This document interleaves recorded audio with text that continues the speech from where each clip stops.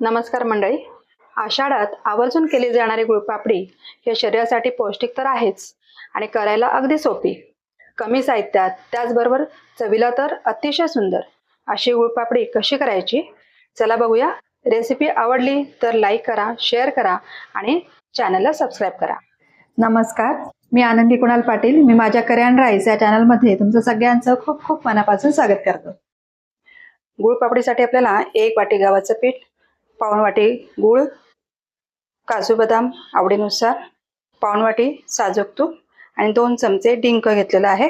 त्याच्यानंतर एक छोटा चमचा मी एवढं वेलची पावडर घेतलेली.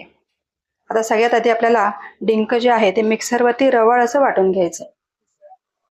तर मिक्सरच्या भांड्यामध्ये मी हे डिंक घालणार आहे. कच्चाच डिंक घ्यायचं आपल्याला, त्याचा रवा करून घ्यायचा.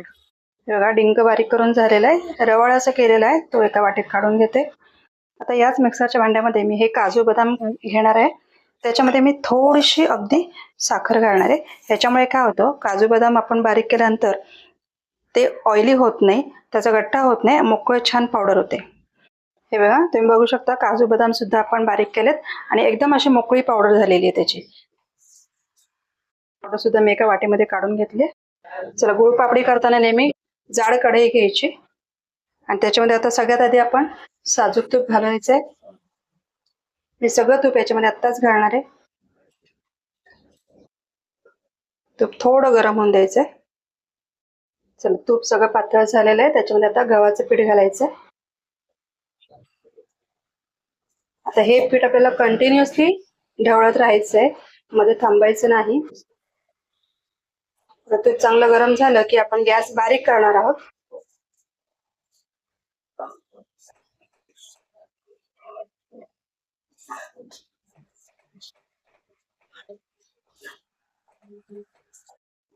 साधारण 10 ते 12 मिनिट आपल्याला हे गव्हाचं पीठ जे आहे ते आपल्याला शेकून घ्यायचं.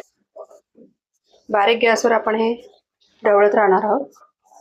बघू शकता, जसं जसं मिश्रण गरम होत जातंय ना, तसं तसं ते पातळ होते.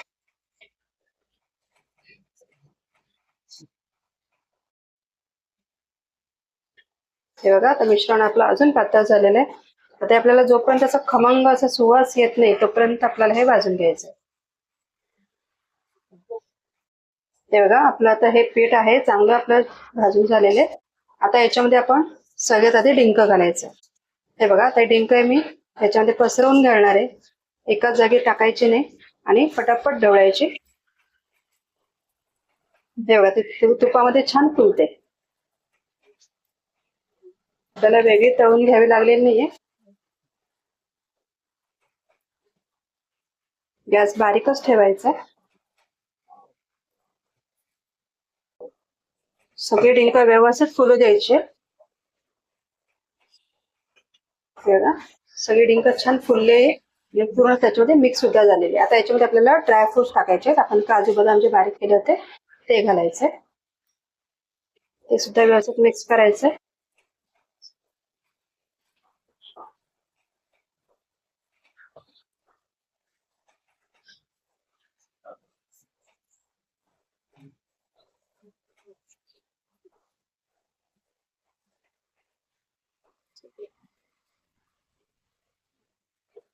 ड्रायफ्रूट सुद्धा बारीक केल्यामुळे याच्यामध्ये चांगले तळले जातात, त्याच्यामुळे मी वेगळे त्याला तळून घेतले नाही.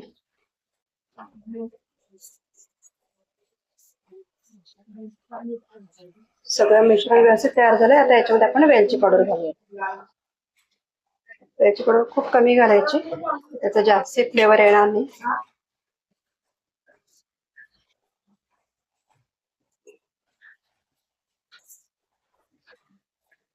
सगळं व्यवस्थित मिक्स झालंय. या स्टेजला मी आता गॅस बंद करणार आहे आणि याच्यानंतर आपल्याला याच्यामध्ये गूळ ऍड करायचा आहे. गूळ ऍड करताना नेहमी गॅस बंद करायचा आणि नंतर गूळ घालायचा. आता ह्याच्या हीटमध्ये गूळ सुद्धा चांगला मेल्ट होईल. पाऊण वाटी गूळ घेतलेला होता आपण, तो याच्यामध्ये घालायचा आहे. आता हे पटापट आपल्याला मिक्स करून घ्यायचं.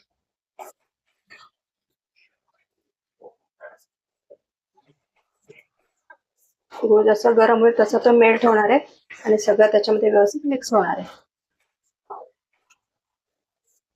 हे बघा, सगळं आपला गूळ व्यवस्थित मिक्स झालेला आहे. मी गॅस बंदच ठेवलेला होता.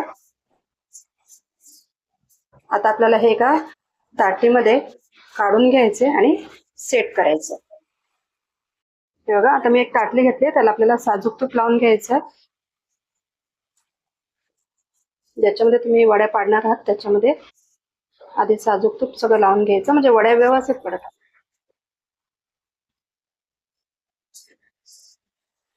या साईडला त्याच्यानंतर आता हे मिश्रण आपल्याला सगळं याच्यामध्ये ओतून घ्यायचंय.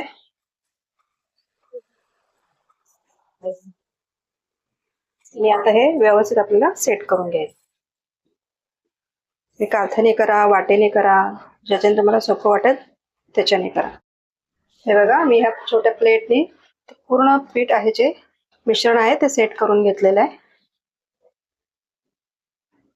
आता याच्यावरती आपल्याला हवं असेल तर मी काजू, बदाम, पिस्ता कशाने गार्निशिंग करू शकता, किंवा काही नाही टाकलं तरी सुद्धा ते चांगलं दिसतं. त्याला हे बघा, मी आता याच्यावरती थोडंसं बदाम आहे तो किसून घेतलेला आहे, तो मी याच्यावर घालणार आहे. जे आपल्याला आवडेल ते आपण याच्यावर घालू शकतो.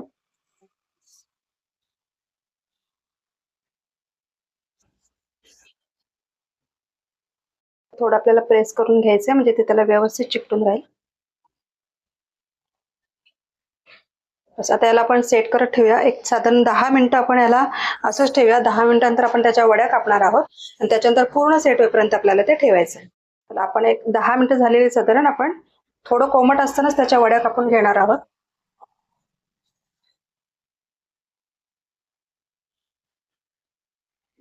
पण पूर्ण थंड झालं की मग वड्या पडायला थोडा त्रास होतो, म्हणून अगोदरच वड्या पाडून घ्यायच्या.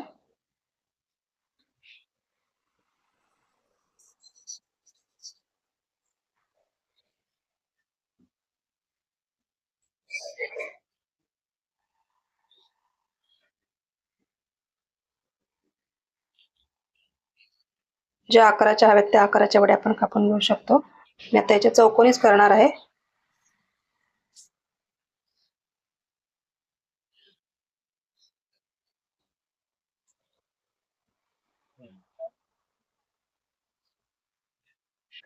ह्या गुळपापडीला मी थोडं थोडं चांदीचा वरखा लावणार आहे, एक छान दिसायला पाहिजे म्हणून, बाकी काही नाही. तुम्ही लावला तरी चालेल, नाही लावलात तरी चालेल.